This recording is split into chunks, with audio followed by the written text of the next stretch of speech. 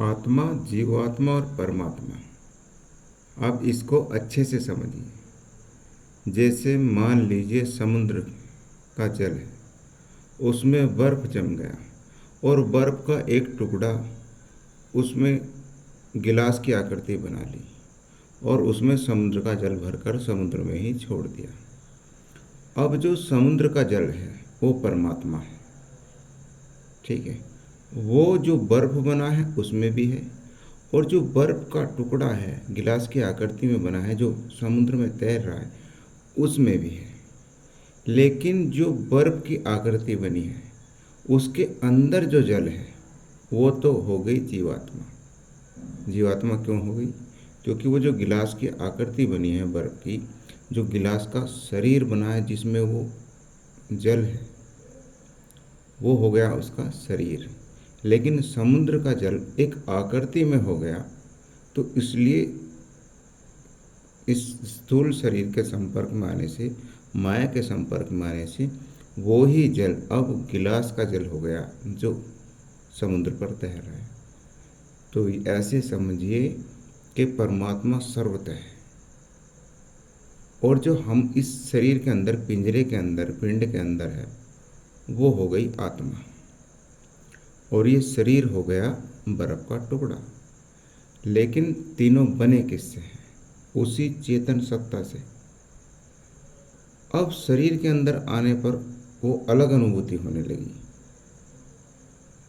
माया के साथ वो चेतन तत्व जब आता है तो जीवात्मा बन गया, और ये जो बर्फ जमा है समुद्र के जल का, ये सारा स्थूल जगत हो गया। मेरा शरीर भी है जो 5 तत्वों से निर्मित है, आपका भी।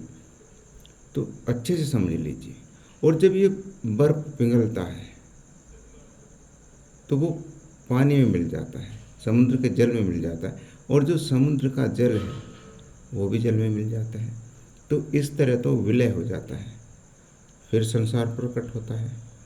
उस चेतन तत्व से ये माया तत्व बन जाता है जो आपको दिख रहा है, चाहे वो मेरा शरीर हो, पेड़ हो, पौधे हो, और ये सारा ब्रह्मांड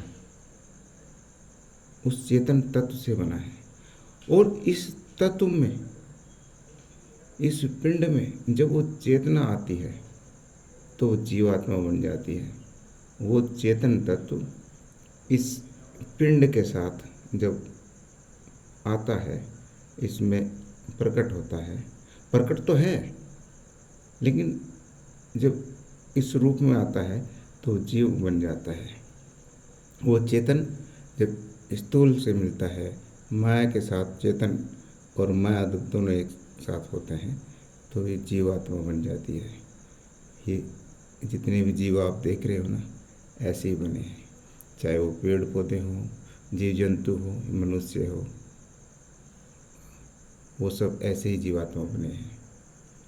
अब ये जो कर्मों का बंधन लगता है कि हम इसमें क्यों फंस गए, हम सुख दुख क्यों भोग रहे हैं, ये तब तक ही है जब तक ज्ञान नहीं होता।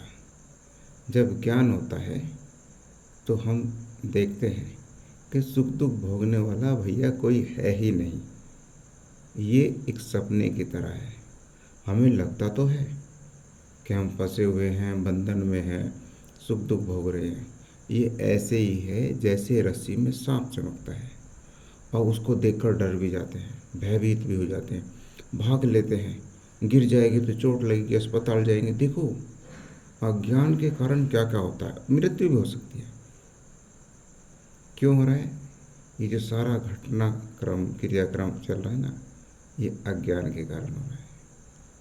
जिस दिन ज्ञान होता है उस दिन कुछ भी परमात्मा से अलग होता ही नहीं। जिधर देखो उधर परमात्मा। फिर समझ में आता है कि भैया यहाँ ना कोई मर रहा है ना कोई जी रहा है, ये तो सिर्फ माया का खेल है। माया का खेल किस लिए? कि बुद्धि की समझ में नहीं आता ये हो क्या रहा है। जब तुम्हें कोई सदगुरु मिलते हैं, उस परमात्मा की कृपा होती है, तब जाके इस बुद्धि में ये ज्ञान उतरता है और सारा मामला स्पष्ट हो जाता है। तब स्थिति आनंद की बनती है। जय सच्चिदानंद।